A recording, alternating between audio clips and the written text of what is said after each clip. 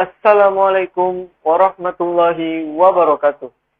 Selamat datang di acara Learning Journal. Oke, jadi di acara Learning Journal kali ini kita akan membahas tentang analisis isu kontemporer. Jadi sebelum itu perkenalkan, nama saya Ahmad Faisal, serta Latsar CPNS Angkatan 125 Gelombang 5. Nah, kali ini kita akan membahas analisis isu kontemporer. Apa sih isu kontemporer itu? Nah, isu kontemporer ialah masalah atau persoalan yang terjadi di masa sekarang atau sesuatu yang sedang hangat dan ramai dibicarakan. Kata lainnya, berita viral baik di lingkungan masyarakat maupun media cetak dan media sosial. Nah, berdasarkan Undang-Undang ASN, setiap PNS perlu memahami dengan baik fungsi dan tugasnya. Nah, jadi kita sebagai PNS atau ASN, kita wajib melaksanakan kebijakan publik yang dibuat oleh pejabat pembina kepegawaian sesuai dengan peraturan perundang-undangan, memberikan pelayanan publik yang profesional dan berkualitas, serta mempererat persatuan dan kesatuan negara Republik Indonesia. Sekarang kita masuk di perubahan lingkungan strategis. Nah, jadi analisis isu kontemporer itu kita dapat lihat jika adanya perubahan lingkungan yang strategis. Nah, apa sih perubahan lingkungan strategis? Jadi perubahan lingkungan strategis adalah sesuatu yang tidak bisa dihindari dan menjadi bagian dari perjalanan peradaban manusia.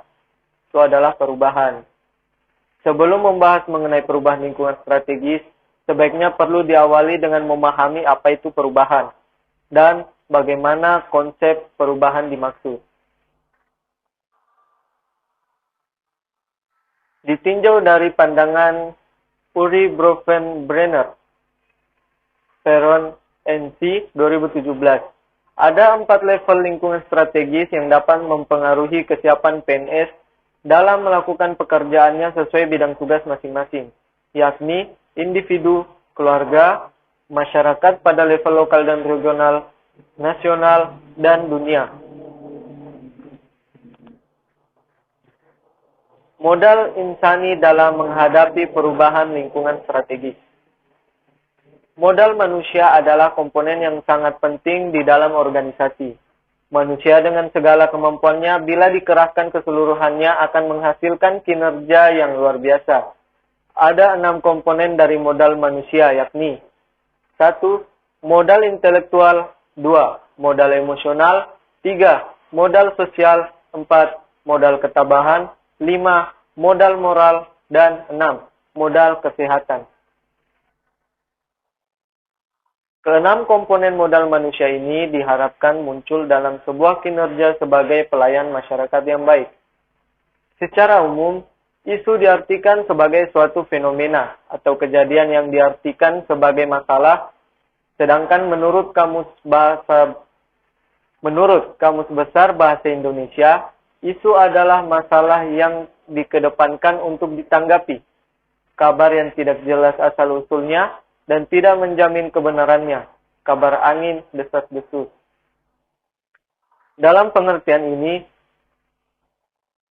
isu kritikal dipandang sebagai topik yang berhubungan dengan masalah-masalah sumber daya yang memerlukan pemecahan disertai dengan adanya kesadaran publik akan isu tersebut. Terdapat 3 kemampuan yang dapat mempengaruhi dalam mengidentifikasi dan atau menetapkan isu, yaitu kemampuan environmental scanning, problem solving, dan analisis.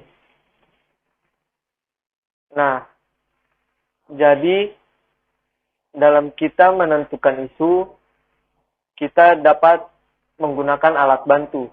Nah, alat bantu penetapan kriteria isu yang berkualitas ada banyak jenisnya. Misalnya, menggunakan teknik tapisan dengan menetapkan tentang penilaian 1-5 pada kriteria aktual kekalayakan, problematik, dan kelayakan. Nah, Bisa juga kita menggunakan kategori 6M yang biasa digunakan dalam industri manufaktur, yaitu mesin atau teknologi, metode atau proses, material, termasuk raw material, konsumsi dan informasi, manpower, tenaga kerja atau pekerjaan fisik, measurement atau pengukuran atau inspeksi, dan milieu atau modernatur, lingkungan. Dari sejumlah isu yang telah dianalisis dengan teknik tapisan, selanjutnya dilakukan analisis secara mendalam. Isu yang telah memenuhi kriteria menggunakan teknik APKL atau WSG atau teknik tapisan lainnya. Dengan menggunakan alat bantu dengan teknik berpikir kritis, misalnya menggunakan sistem berpikir mind mapping fishbone, SWOT, kabel frekuensi, analisis kesenjangan, atau sekurang-kurangnya menerapkan kemampuan berpikir hubungan sebab akibat untuk menggambarkan akar permasalahan, aktor dan peran aktor, dan alternatif pemecahan isu yang akan diusulkan.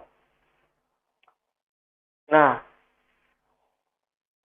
dari beberapa alat bantu dengan teknik berpikir frekuensi kritis di atas, ada satu yaitu fishbone.